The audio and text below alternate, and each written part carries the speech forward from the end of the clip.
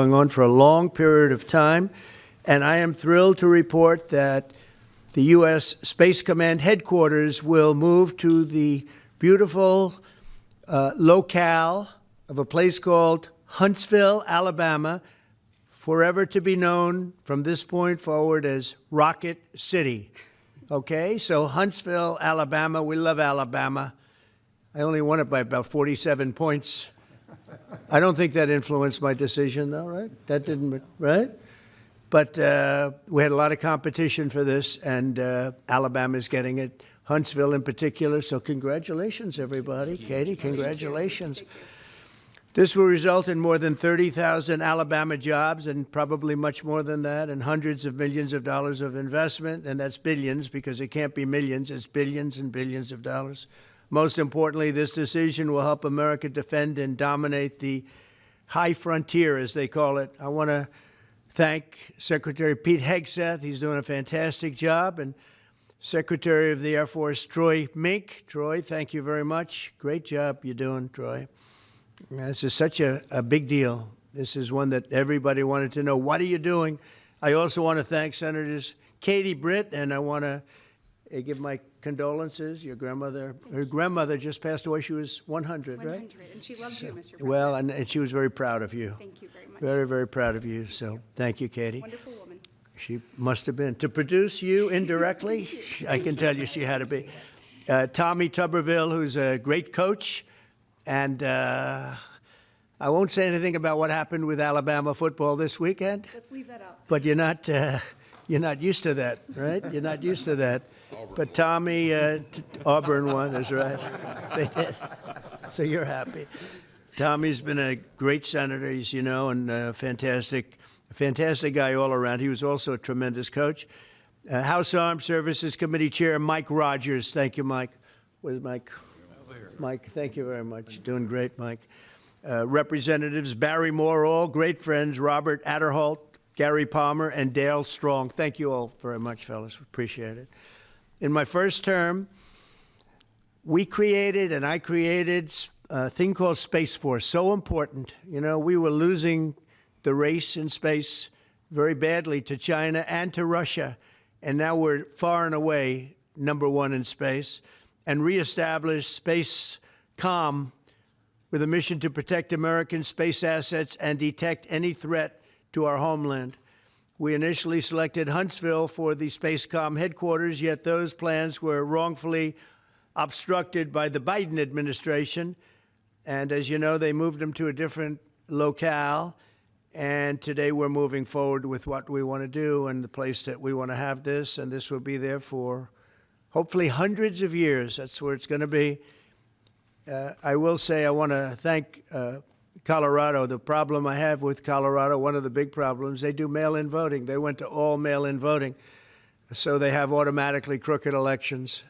And we can't have that. When a state is for mail-in voting, that means they want dishonest elections, because that's what that means.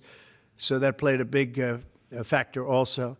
In Huntsville, SpaceCom will play a key role in building the Golden Dome, as you know. That's going to be a big thing. Everybody wants to be a participant in it. Missile Defense Shield, we're going to be having a Golden Dome that the likes of which nobody's ever seen before, the finest, the best. And by the way, Canada called. They want to be a part of it, and that'll be great. But Canada wants very much to be included in that, and we're going to work something out with them, I hope.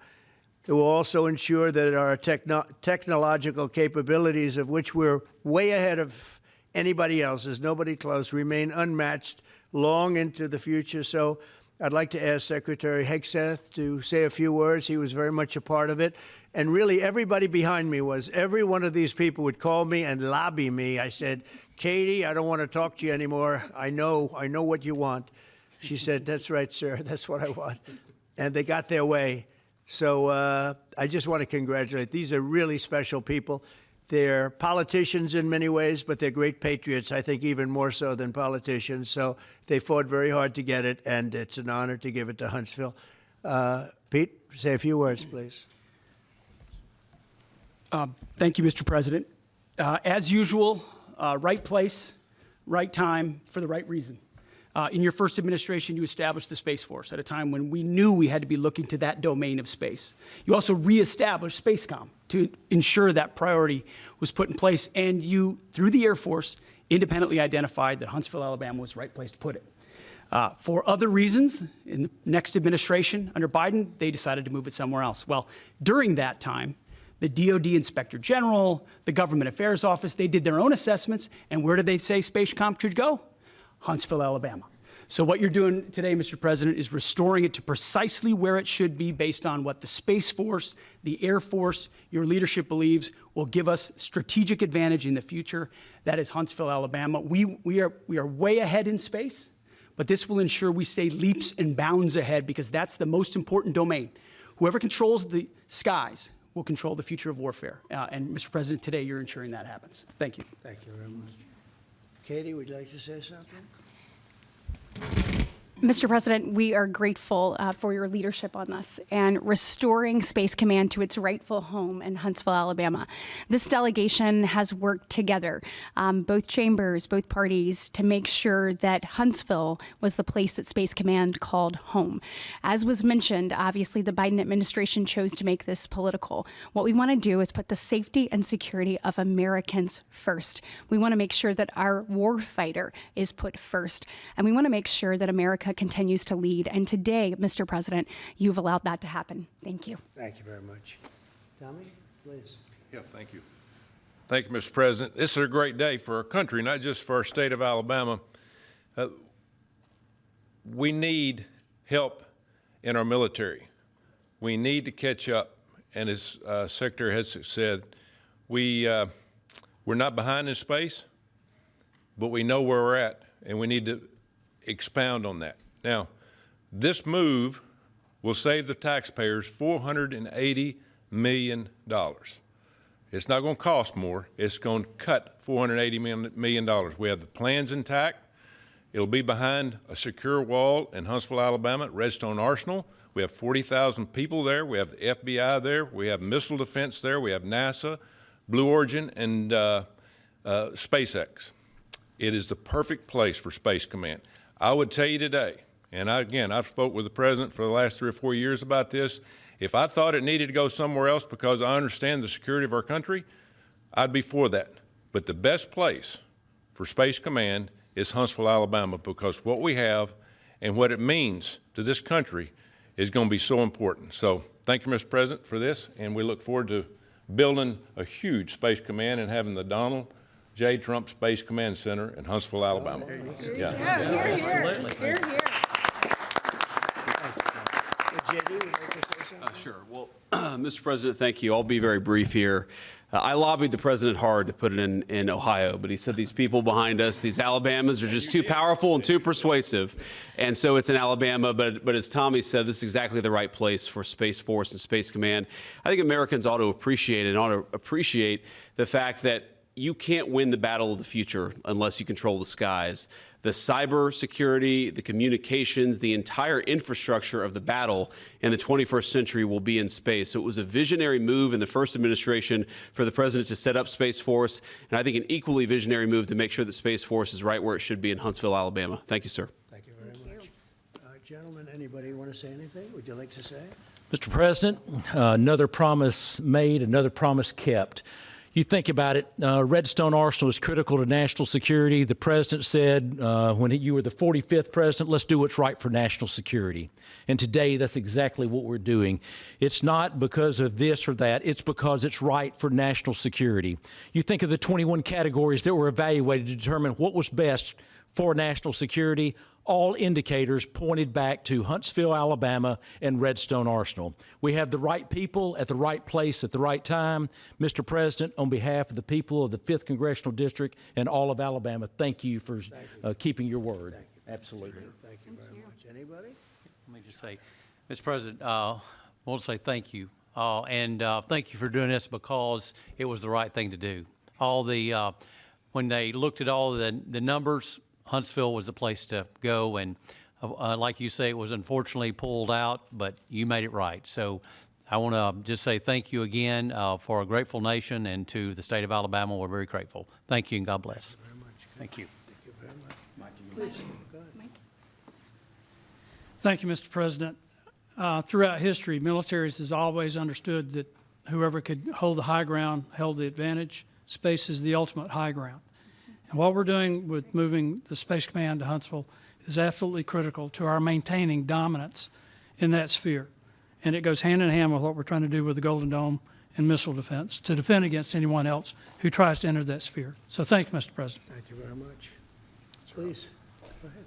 Thank you, Mr. President. And obviously, national defense is a huge issue. And when you look at the scores, Alabama was #1. And for political reasons, it was moved out of our state. But, Mr. President, thank you for making priorities the defense and the warfighter and the safety of this nation. And in the big, beautiful bill, that Golden Dome will be built in Huntsville, Alabama, and we're grateful for that. Thank you. Listen, as chairman of the Armed Services Committee, I care very much about what's most important for our national security. And the President held a nationwide competition to determine where we should have this command. If y'all remember, at the end of that competition, where Alabama came in first, there was a lot of complaints from the other states who did not place well. He said, we'll do it over with new criteria to accommodate your concerns. Alabama came in first in that second competition. His Secretary of the Air Force reviewed the results, said it was fair, and the President named Huntsville. It was the Biden administration that decided to make it political, even though his own Secretary of the Air Force said it was a fair competition and it should be in Huntsville. So I want you to know I appreciate this President standing up and being strong and saying he's going to make this right and put it where it rightfully belongs, and that's Huntsville, Alabama. Thank you very much. Good job. Appreciate it. So thank you all very much. You are going to leave me alone now. You're not going to call me anymore and talk about this subject, right? You promise? They'll start something else. But I just want to congratulate you. It's a very big deal. When you come out and when you leave the room, you'll see that we just, over the last few minutes, literally shot out a boat, a drug-carrying boat, a lot of drugs in that boat. And you'll be seeing that and you'll be reading about that. It just happened moments ago. And our great general, head of the Joint Chiefs of Staff, who's been so incredible, including what took place in Iran, knocking out potential nuclear power for a long time to come. I think within a month they would have had it if we didn't do what we did. But he gave us a little bit of a briefing, and you'll see. And there's more where that came from. We have a lot of drugs pouring into our country, coming in for a long time. And we just, these came out of Venezuela and coming out very heavily from Venezuela. A lot of things are coming out of Venezuela. So we took it out, and you'll get to see that after this meeting is over. Do you have any questions, please? Yeah, please. Thank you, Mr. President. Senator Tuberville talked about the cost savings associated with this announcement. Can you talk about the strategic benefits by having Space Force Command headquartered in Huntsville? Well, it just works because we have so much else there. And having a central, you could call it a central command, but it really is a command station. Also, even locationally, where it is, and when you think about flying distances, if you can save a half an hour as fast as some of these planes go and things go, and even the rockets go, if you can save by having the best location. So we went out, as you know, to experts, and we had 4 different groups of experts. They all said this was the best location. I also loved it from the standpoint, I know the people of Alabama, they are great people, work hard, and there's no games, and they're very proud of it. And I would say they fought harder for it than anybody else also. A lot of states, 5 states really wanted it, but they wanted it more. And I kid you not when I say that these people, they spoke to me a lot. That's all they wanted to talk about. They didn't want to talk about the weather. They only wanted to talk about moving to this location, moving to Alabama, Huntsville in particular. So we're honored to do it. They really wanted it badly, and they got it. Peter? President Trump, something completely different, but about a big viral social media trend over the weekend. How did you find out over the weekend that you were dead? You see that? No. People didn't see you for a couple days. 1.3 million user engagements as of Saturday morning about your demise. Really? I didn't see that. You know, I have heard, it's sort of crazy, but last week I did numerous news conferences, all successful. They went very well, like this is going very well. And then I didn't do any for 2 days, and they said, there must be something wrong with him. Biden wouldn't do them for months. You wouldn't see him. And nobody ever said there was ever anything wrong with him, and we know he wasn't in the greatest of shape. No, I heard that. I get reports. Now, you knew I did an interview that lasted for about an hour and a half with somebody, and everybody saw that was on one of your competitors. I did numerous shows and also did a number of truths, long truths, and I think pretty poignant truths. No, I was very active over the weekend. They also knew I went out to visit some people at the club that I own, pretty nearby on the Potomac River. And no, I've been very active actually over the weekend. I didn't hear that one. That's pretty serious stuff. I'm glad it's not true. No, it's fake news. You know, it's just it's so fake. That's why the media has so little credibility. I knew they were saying, like, is he okay? How's he feeling? What's wrong? I said, I just left. And it's also sort of a longer weekend, you know, it's Labor Day weekend. So I would say a lot of people know I was very active this Labor Day. I had heard that, but I didn't hear it to that extent. Go ahead, Peter. Something else. We know that this country has a huge problem with school shootings. You have said that you were open to sending the National Guard pretty much anywhere. Would you ever consider sending an armed National Guardsman to every school? Well, we have a big problem with school shooting, but we also have thousands and thousands of schools that run perfectly. You know, they talk about you can do things construction-wise, and that's really, I think nobody knows more about construction than me. You can build the construction doors. You can build what they call safety doors, where they lock on the outside, the inside, and every place else. Well, but if one of these lunatics happens to get through, then the police can't get in. Then they're looking for keys all over the place, and it takes a lot of disadvantages to doing, spending billions and billions of dollars and actually making it safer in some way for some of these lunatics that we're dealing with. But I don't think so. I've thrown out the concept. We have great teachers that love our children. The parents love the children. Teachers love the children too. And if you took a small percentage of those teachers that were in the military, that were distinguished in the military, that were in the National Guard, et cetera, and you let them carry, that's something that a lot of people like. I sort of liked it. I'd have to be studied, but they're trained. They know about weapons. You can't do it with every teacher because most teachers don't know, and But I always thought that would be an alternative. But it just we've had a lot of instances. Other countries have also. They have different kinds of problems than we have, but we do have. There's something going on.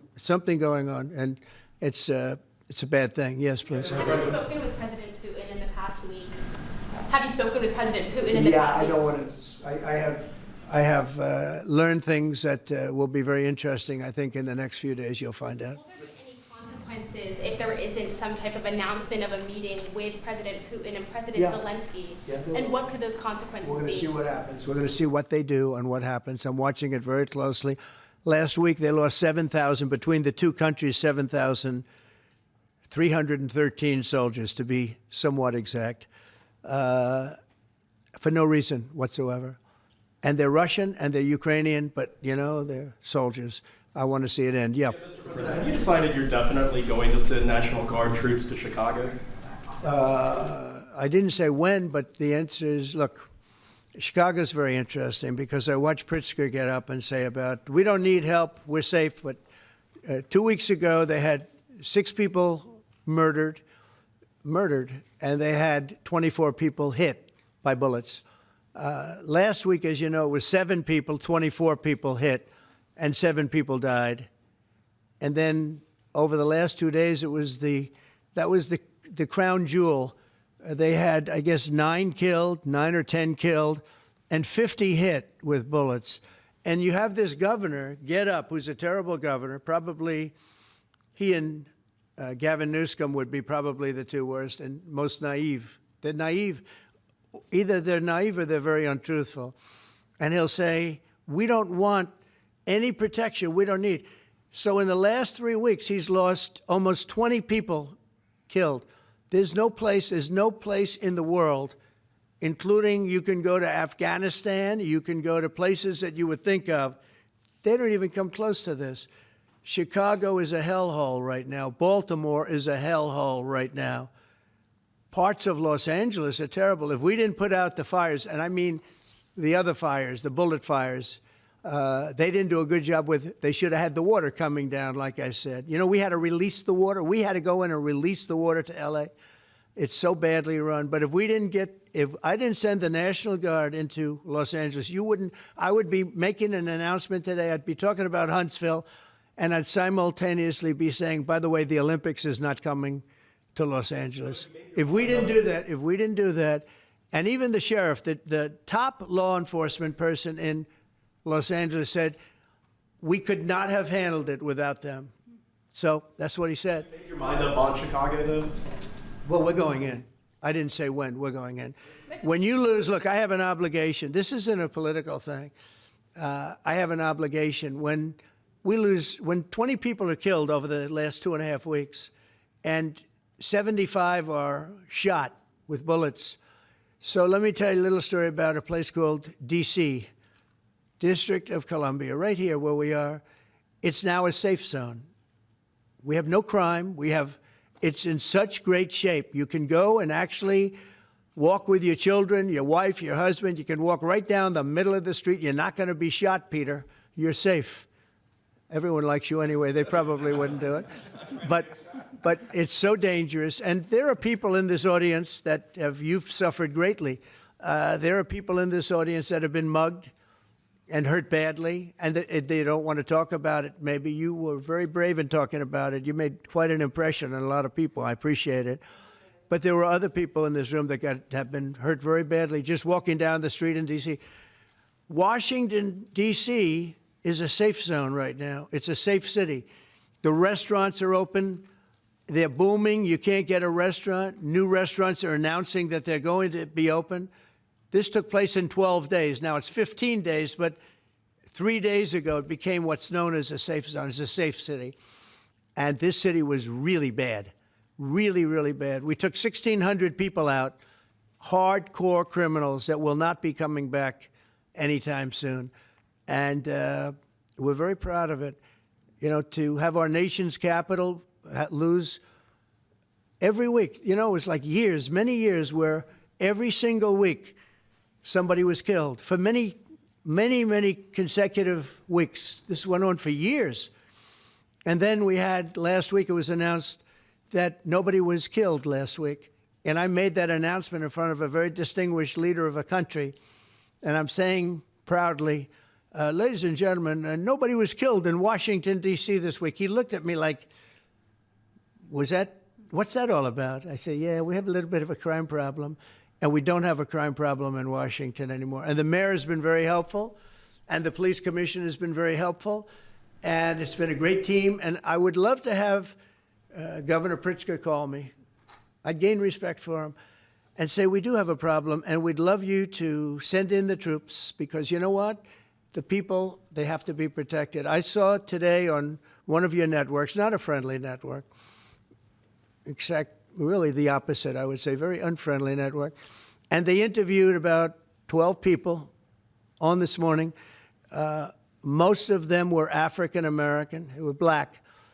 And they were saying, please, please, please let the president send in. These were people from Chicago. Please, we need help. We need help. We can't walk outside. We're petrified. If the governor of Illinois would call me up, I would love to do it. Now, we're going to do it anyway. We have the right to do it because I have an obligation to protect this country. And that includes Baltimore. I saw where Governor Moore was asking me to take a walk down the street of Baltimore. Well, Baltimore is a very unsafe place. It's rated number 4 in the city, one of the most unsafe places anywhere in the world.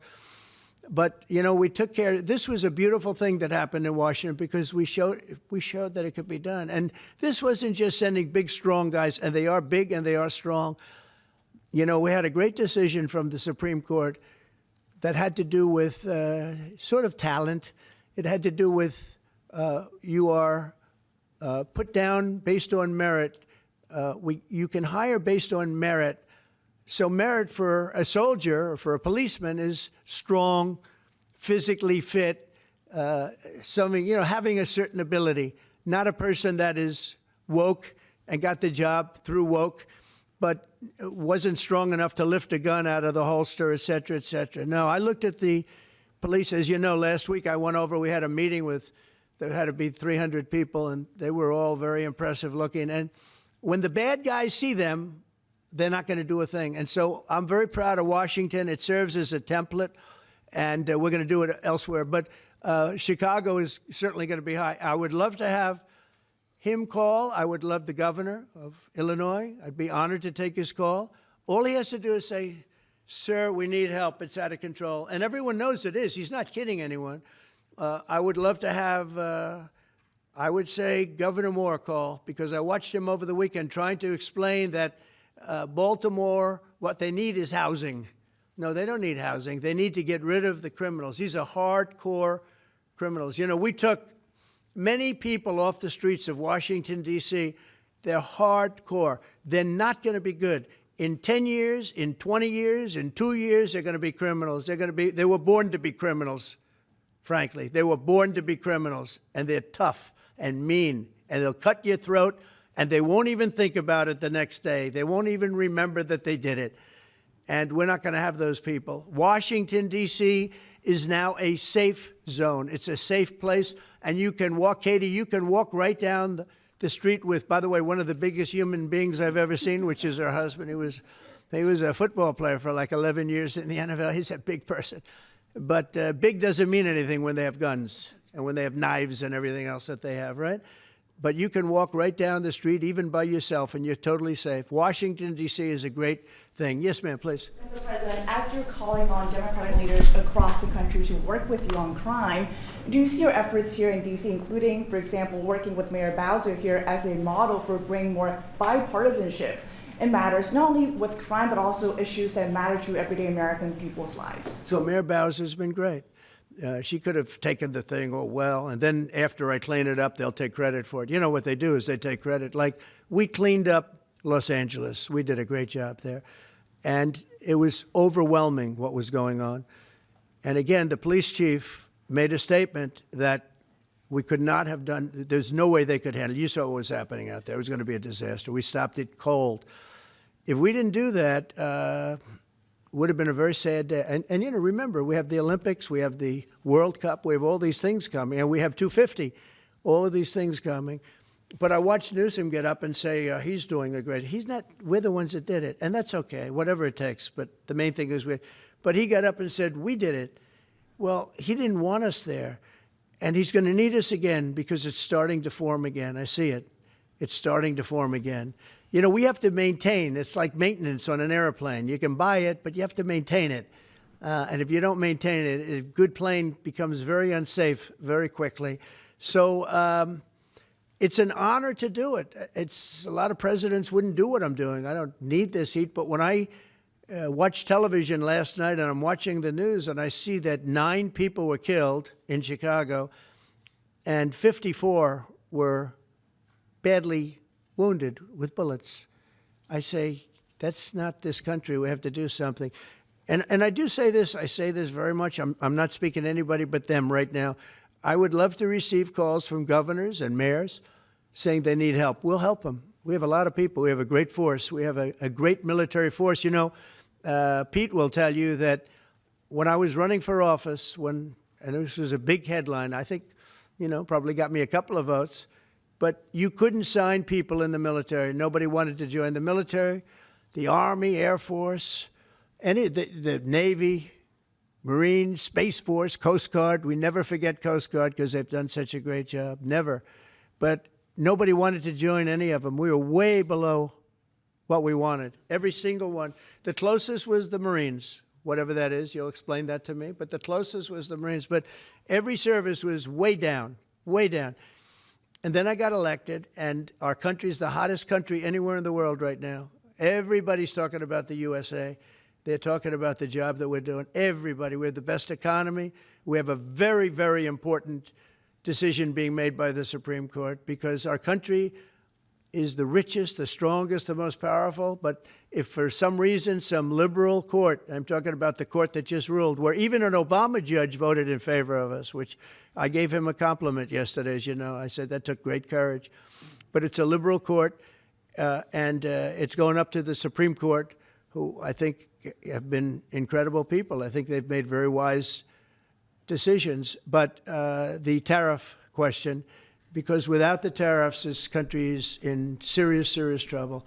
We've taken in almost $17 trillion of investment is coming in. Most of it is coming because of tariffs. And if for some reason somebody wanted to be politically correct, I actually think it's unpolitically correct. I think politically correct is to approve it, because there's nothing so popular as what's happened to our country. Our country is doing so well. But we had a liberal court gave us a very shocking ruling, and that ruling is basically saying that the trillions of dollars that are pouring into our country, putting us in a position like no country is anywhere in the world, that they'd like to see us that taken away. By the way, a lot of the people behind that lawsuit, that particular, are from foreign countries. I might add. There's a video that is circulating online now of the White House where a window is open to the residents upstairs and somebody is throwing a big bag out the window. Have you seen this? No, that's probably AI generated. Actually, you can't open the windows. You know why? They're all heavily armored and bulletproof. So that's a fake video? Well, it's got to be, because I know every window up there. The last place I'd be doing it is that, because there's cameras all over the place, right? Including yours. No, but every window, I've never seen a window that's, in fact, my wife was complaining about it the other day. She said, love to have a little fresh air come in, but you can't. They're bulletproof. And number one, they're sealed. And number two, each window weighs about 600 pounds. You have to be pretty strong to open them up. No, that has to be, where was the window? Let me see.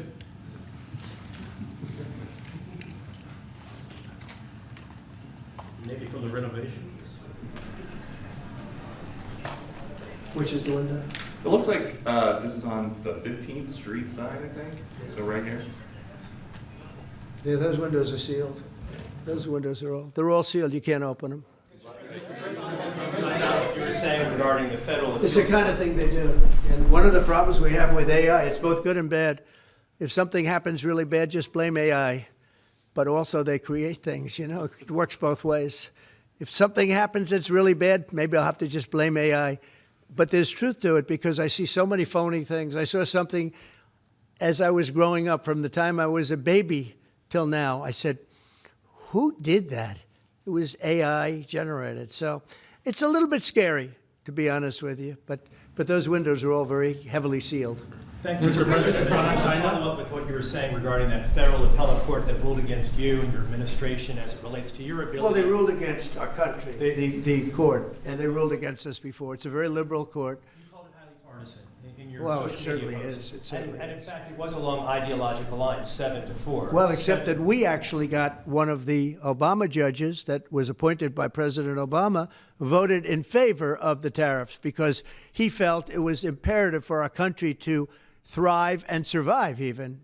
And I gave him credit. I said, you know what? That took a lot of courage for him to do it, because you don't see that often. So my question is, I suspect you're going to appeal that all the way to the Supreme Court. Well, we already have, yeah. In fact, we're doing something else. We're going to be going to the Supreme Court, we think, tomorrow, because we need an early decision. I mean, look, the financial fabric of our country, we're a rich, incredible country right now.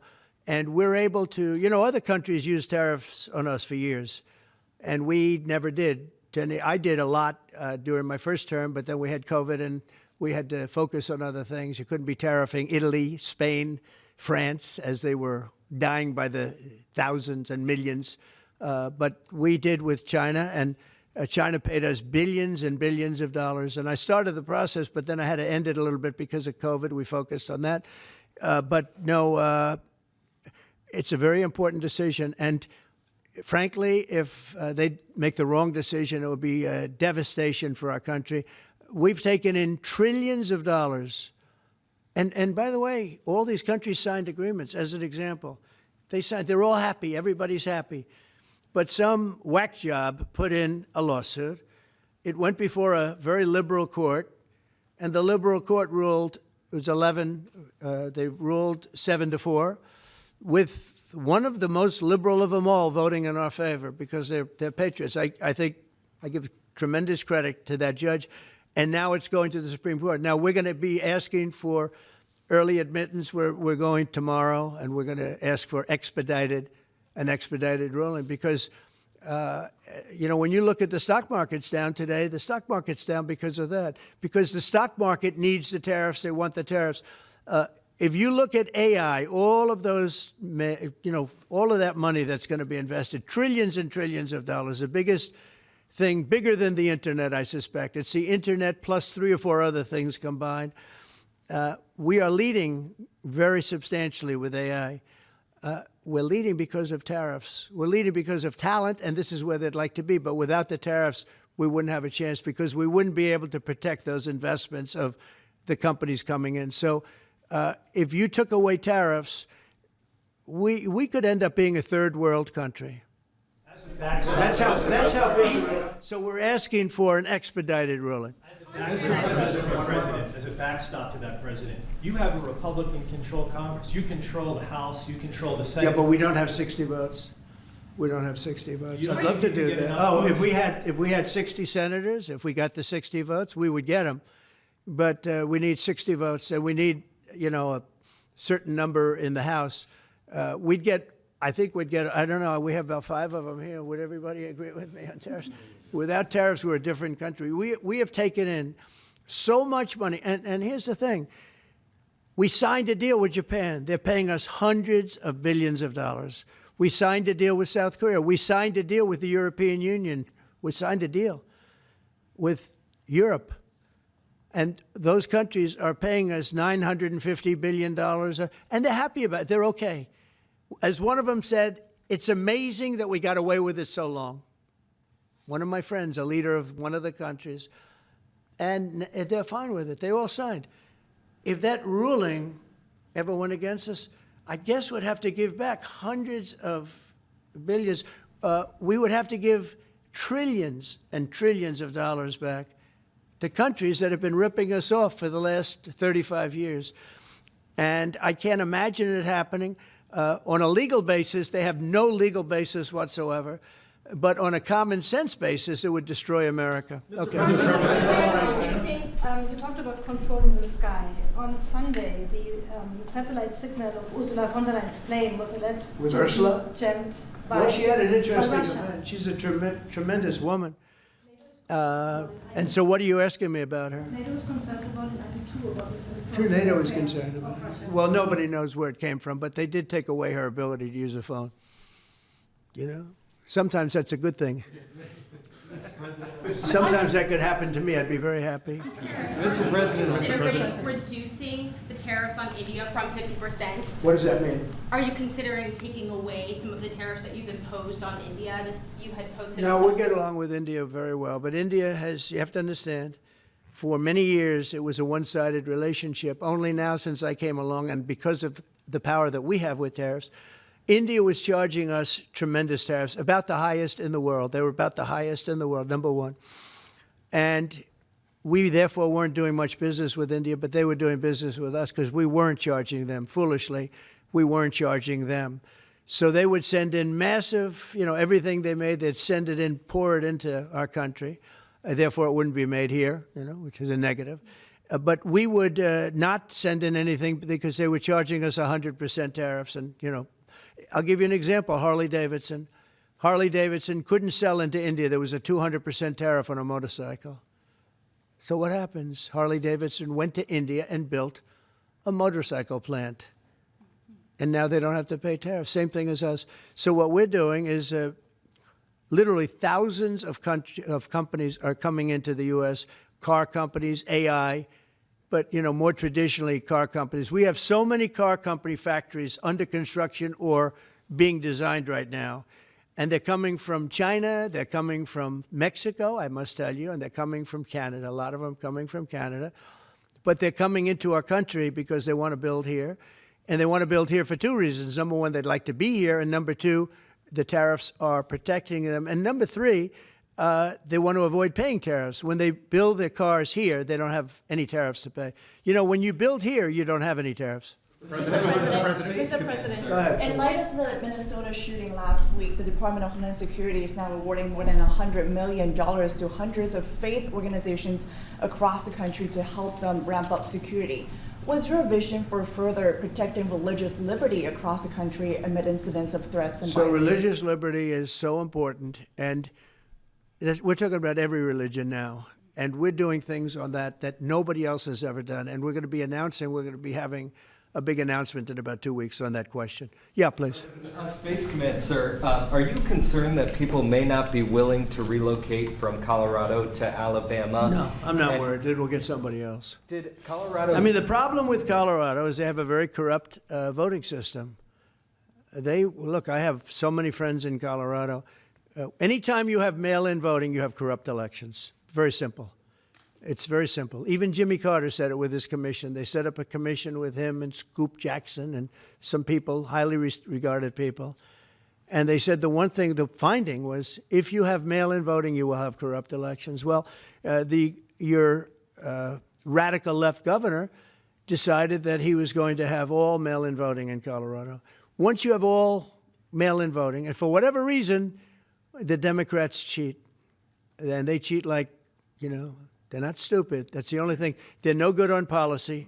They're no good on management. They're no good at government. But they're great at cheating. And they stick together, too. I give them credit for sticking together. Please. Obviously, this is a big win for national security, moving this to Alabama. We've all can agree with that. Big. Is there any idea of the economic impact this has on the state and on that local area? Katie, do you want to answer that? Look, I mean, go ahead. Please go. This is going to be tremendous. I mean, the state of Alabama, what we've seen through this process is the worst of Washington. We've seen politics get in the way of what is best for the warfighter, what's best for national security. And the state of Alabama is about to show the country the best among us. So we know the economic impact is going to be tremendous. There at Redstone Arsenal, we're proud to house everything from the FBI to headquarters there for material command to a number of things. We obviously have NASA with Marshall Space Flight Center, and so this naturally fits within. When you look at the decision matrix that they placed in front of us, that's why we ranked so high, is because we have the resources necessary and the ability to build out quickly to meet the needs in front of us. As far as economic impact, it would be tremendous. Does anybody have an exact number? 1,600 jobs. 3,000 spin off. With 3,000 spin off. Look at this. This is teamwork right here.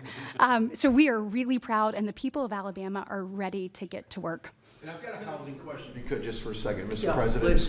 Owning a home and going about the American dream seems like it's out of touch with a lot of Americans. Just recently, you pushed out a statement about addressing an emergency housing situation. That's right, we're thinking about doing that. Yeah, can you just... Well, we need a little help from the Fed. We have a man named Jerome Too Late Powell. You probably heard of him. He's too late. He's way too late. And the economy is so strong that it's pushing through that. Normally, it would have been much tougher, but we're doing so well that we're pushing through it. But it makes it very hard for people to get mortgages because too late is too late. Very simple. He's too late. And probably political, whatever. He wasn't too late before the election. Before the election, he was cutting rates, right? Because he was hoping that, I guess, Biden would get in or that Kamala would. He was a big Biden guy. Explain that one. And then he was a Kamala person. But he was hoping, I guess, she'd win, I guess. I don't know. It didn't work out too well. But, yeah, we need a very serious cut. You know, I think that if you look back many decades ago, the United States was always the lowest, even if they were doing badly. The United States was, because without the United States, everything in the world would die. It's true. It's so powerful. It's so big. And I made it really big in the first 4 years. Then it started to degenerate with what this Biden administration did. But we built it up to a level that I never thought we could be at this quickly. We're the hottest, we're the best financially. The money coming in is so big because of tariffs and other things, but because of tariffs. Tariff gets us even those other things. Plus, it gets us great negotiators. I settled 7 wars, and numerous of those wars were because of trade. And numerous of the trade deals that I made were because of tariffs. It gives you a great negotiating ability.